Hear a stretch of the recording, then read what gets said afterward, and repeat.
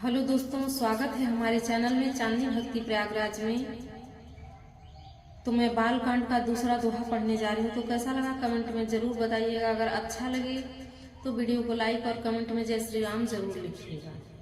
तो प्रेम से बोलिए सियापति रामचंद्र की जय, पवन सुत हनुमान की जय, सब संतों की जय, गोस्वामी तुलसीदास की जय। वक्रतुंड महाकाय सूर्यकोटि समप्रभ, निर्विघ्नं कुरु मे देव सर्वकार्येषु सर्वदा। मंगल भवन मंगलहारी, द्रवहु सुदशरथ अजीर बिहारी। सुनि समुझहि जन मुदित मन, मंजहि अति अनुराग। लहहि चारि फल अछत तनु, साधु समाज प्रयाग। मंगल भवन मंगलहारी, द्रवहु सुदशरथ अजीर बिहारी। जो मनुष्य इस संत समाज रूपी तीर्थराज का प्रभाव प्रसन्न मन से सुनते और समझते हैं और फिर अत्यंत प्रेम पूर्वक इसमें गोते लगाते हैं, वे इस शरीर के रहते ही धर्म अर्थ काम मोक्ष चारों फल पा जाते हैं। मंजन फल पेखिया तत्काला, काक होहि पिक बक उमराला। सुनिया चरज कर जनि कोई, सतसंगति महिमा नहीं गोई। इस तीर्थराज में स्नान का फल तत्काल ऐसा देखने में आता है कि कौवे कोयल बन जाते हैं और बकुले हंस। यह सुनकर कोई आश्चर्य न करे, क्योंकि सत्संग की महिमा छिपी नहीं है। वाल्मीकि नारद घट जोनी, निज निज मुख निकहि निज होनी। जलचर थलचर नभ चर नाना, जे जड़ चेतन जीव जहाना। वाल्मीकि जी, नारद जी और अगस्त जी ने अपने अपने मुखों से अपनी होनी जीविका का वृत्तांत कही है।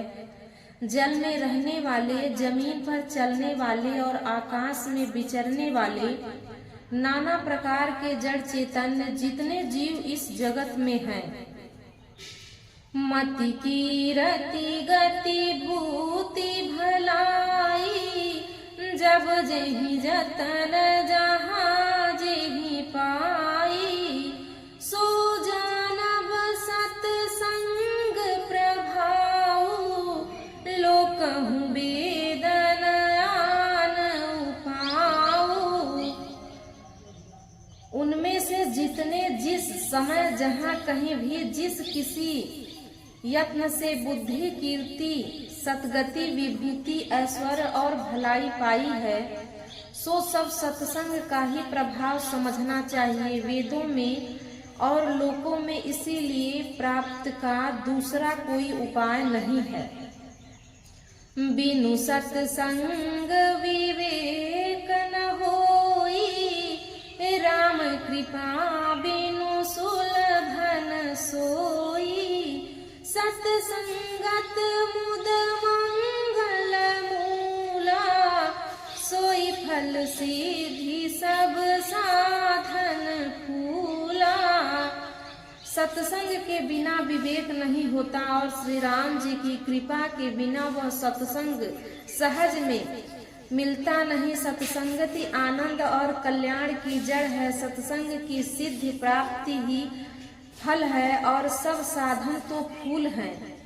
सठ सुधरहि सत्संगति पाई, पारस परस कुघात सुहाई। विधि बस सुजन कुसंगत पा सम निज गुण अनुसरहि।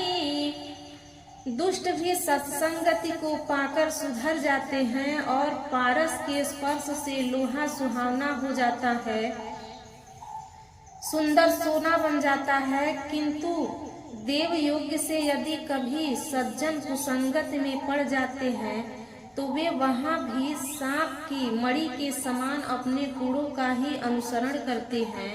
अर्थात जिस प्रकार सांप का सत्संग पाकर भी मणि उसके विषय को ग्रहण नहीं करती है तथा अपने सहज गुण प्रकाश को नहीं छोड़ती, उसी प्रकार साधु पुरुष दुष्टों के संगत में संग रहकर भी दूसरों को प्रकाश ही देते हैं, दुष्टों का उन पर कोई प्रभाव नहीं पड़ता।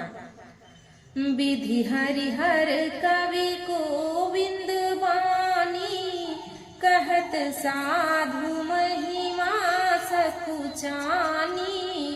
सो मूसन कहीं जात न कैसे, साख बनिक मणि गुण गण जैसे।